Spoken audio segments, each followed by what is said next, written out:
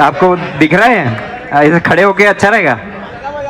हाँ, अपन खड़े होके भी बात कर सकते हैं। तो मैं 1991 में 3 जनवरी 1991 को उच्च अध्ययन के लिए श्री नेमा विदेश रवाना हुए। ऐसा नई दुनिया भास्कर में फोटो भी आया था। तो उस समय लोन लिया था, पापा बैंक में थे, तो उस समय 1 लाख रुपए का लोन लिया था। वो सब ट्यूशन फीस के लिए लिया था कॉलेज में मैं जहाँ गया था। और उस समय फोन कॉल होता था 1 मिनट का $2.5 और डॉलर उस समय 16 रुपए का था। तो 40 रुपए 1 मिनट की बात करने के लिए होते थे, जो अभी हम घंटों व्हाट्सएप पे सब फ्री में हो रहा है। तो अगर उस समय आपने लोन लिया है और सिर्फ पढ़ाई के लिए लिया है, तो बाकी सब बातें करने के लिए, इच्छा व्यक्त करने के लिए खूब होम सिकनेस होती थी, खूब मिस होता था।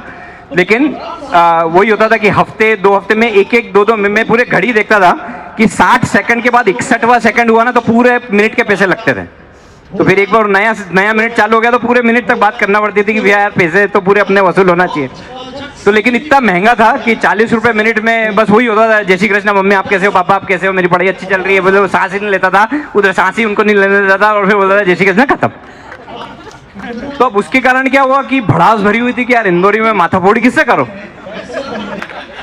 तो वो जब तक नहीं हो तो पचे नहीं, अपने को पचे नहीं, नींद नहीं आए, उतरे नहीं, वो सब काम। तो वो सब भड़ास भरी हुई होगी, है ना, बहुत सालों की भरी होगी। फिर ये इंटरनेट आ गया, यूट्यूब आ गया, मेरी इंदौरी वीडियो तो आईफोन के पहले की बात है, जब ये अपने, लेकिन डिजिटल कैमरा सस्ते हो गए। तो मैं एक दिन बैठा हुआ था, लंच कर रहा था, तो मैंने, अभी तो अब सेल्फी बहुत कॉमन हो गया, अपन सब सेल्फी लेते हैं, लेकिन डिजिटल कैमरा से खुद की तरफ देख के सेल्फी लेना मैंने शुरू करा था। तो मैं ले रहा था सेल्फी, तो फिलेस ही नहीं चमके। मैंने कहा इसके बारे में तो क्या हो गया, लेकिन वो लाल लाइट टिम चालू हो गई, मतलब वीडियो मोड में चला गया था वो कैमरा। तो वीडियो मोड में चला गया, तो मैंने कहा तो भैया क्या है कि अपना छोरा हो गया है मैट्रिक पास, तो काम धंधा तो है नहीं, तो वाइफ और मेरा ऐसा विचार बना कि इसका ब्याह कर दो, और ब्याह कर दो तो छोरी किसकी, तो छोरी अपन ने लगा कि वो छोटी सादड़ी वाले वो राकेश कुमार जी, उनकी छोरी अच्छी।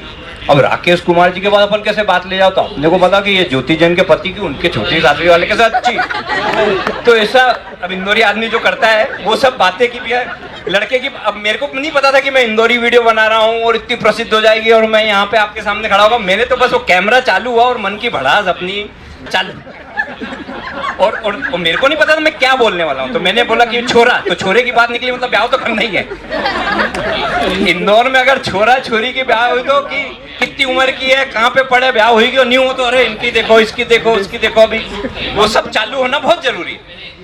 तो जहाँ पे मैं अटका मैंने वहां पे स्टॉप कर दिया, फिर मैंने रिप्ले करके देखा तो मेरे को बहुत मजा आया। अगर आप में से कुछ लोग एक्टर होंगे या अभिनय से हैं तो आपको खुद की चीज कभी पसंद नहीं आती, कभी पसंद, आपको लगता है यार मेरी आवाज बहुत पतली है, मेरी आवाज बहुत मोटी है, मेरे गाल ऐसे हैं, मेरे ये है, मेरा वो। लेकिन बहुत कम मौके ऐसे आते हैं जब खुद को देखो, बोले यार ये तो बढ़िया काम हो गया।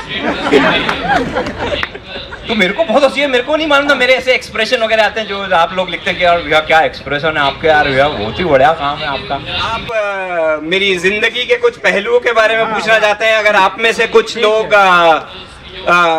एक पैशन के बारे में बात करना चाहते हैं, जैसे मैं तो इंडिया में मारकुट के इंजीनियर डॉक्टर बनाने की प्रथा है, क्योंकि उसके अलावा तीसरा प्रोफेसर अब चेंज हो रहा है, थोड़ा चेंज हो रहा है, लेकिन फिर भी माँ बाप को संतुष्टि तब पहुंचती है कि यार भैया छोरा इंजीनियर बन जाए, छोरी डॉक्टर बन जाए।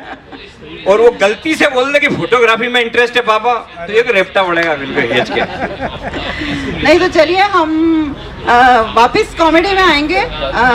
मुझे लगता है कि कुछ वैरायटी होना चाहिए, सहमत हैं सब? हम थोड़ा सा संजीदा होते हैं और आपके जो थिएटर प्रेम है आपका, उसके बारे में कुछ जानना चाहते हैं, ठीक है?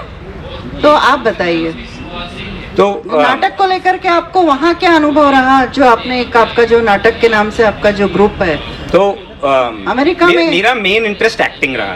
ओके। तो मेरे को जो अर्लीस्ट याद है, मैंने 5वीं क्लास में विदिशा में पापा ने बोला था कि वाद विवाद प्रतियोगिता है, वहाँ पे भाषण दे के आ जाओ। पहली बार कि वाद विवाद प्रतियोगिता है, वहाँ बस स्टैंड के वहाँ पे भाषण दे के आ जाओ। मेरा सबसे पहले क्वेश्चन था कि वाद विवाद प्रतियोगिता क्या होती है? तो बोले कि वो कोई टॉपिक के पक्ष विपक्ष में बोलना पड़ता है। तो कोई टॉपिक था, उस दिन तक 5वीं तक मैंने कुछ स्टेज और माइक कुछ नहीं पकड़ा था, लेकिन फिर पापा ने मेरे को जो भी टॉपिक था उसके पक्ष या विपक्ष में लिख के दे दिया। मैंने खूब रटा और ऐसे करीब 100 लोग बैठे हुए थे और मैंने पूरा डरते कांपते लेकिन अच्छी मतलब रट के अच्छा बोल दिया और खूब तालियां बजी। और तब से मेरे को वो लगा शौक ही है कि ये माइक होता है, आप कुछ बोलते हो उसका कुछ प्रभाव होता है, लोग ताली बजाते हैं, तो तब से मेरे को वो लगा। फिर उसके बाद स्कूल में एनुअल फंक्शन आया होगा, क्योंकि काम तो एनुअल फंक्शन जनवरी फरवरी में होते हैं, तो तब कोई नाटक हो रहा होगा, उसमें मैंने पार्ट लिया। फिर उसमें बेस्ट एक्टर का खिताब मिल गया, तो उसमें मिला था नीले कलर का प्लास्टिक का टिफिन जो हमारे घर में अभी भी है। मैं कितने साल का हूँ? 25, तो 18 साल पहले।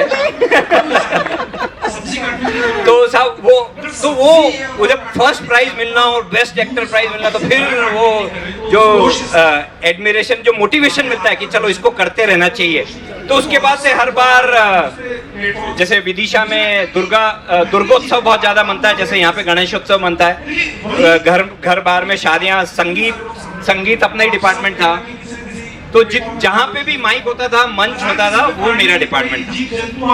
तो फिर वो चीज कॉलेज में भी चालू रखी। और फिर अमेरिका में जब गया तो वहाँ पे भी कॉलेज वो एक्टिंग जारी रखी। और फिर क्या हुआ कि जब जॉब करने लगे, तो जॉब करने का 8 से 5, 8 से 6 जॉब किया। फिर वो अमेरिका में टाइम बहुत होता है आपके पास, क्योंकि जैसी जॉब खत्म हुआ फिर कोई माथा फोड़ी नहीं कि यार आज 3 रिसेप्शन में जाना है, 1 सूरज जलमा में जाना है, फिर बिजली का बिल भरना है, कि यार वो नल लीक कर रहा है, कि वो नीचे वाले किराएदार चिल्ला चोट मचा रहे हैं। ऐसे कोई भी माथा फोड़ी का काम ही नहीं अमेरिका में। तो आदमी बहुत फुर्सती वहाँ पे, मतलब आपको लगता है कि बहुत आदमी बहुत बिजी है, वो आपके जो भी पहचान वाले बहुत बिजी, सब नौटंकी कर रहे हैं, सब नौटंकी कर रहे हैं, बहुत टाइम रहता है। तो फिर जब टाइम होता है, सीरियसली जब टाइम रहता है, तो आपकी जो भी हॉबी है, पैशन है, जैसे मेरी एक्टिंग थी, तो उसके प्रति आप, अगर कोई भी आपका पैशन है उसके प्रति अगर आपने हफ्ते में 5, 6, 7 घंटे लगा दिए, कोई भी हो, राइटिंग हो, चित्रकारिता हो, कविता हो, रोबोटिक्स हो, कुछ भी करते हो आप,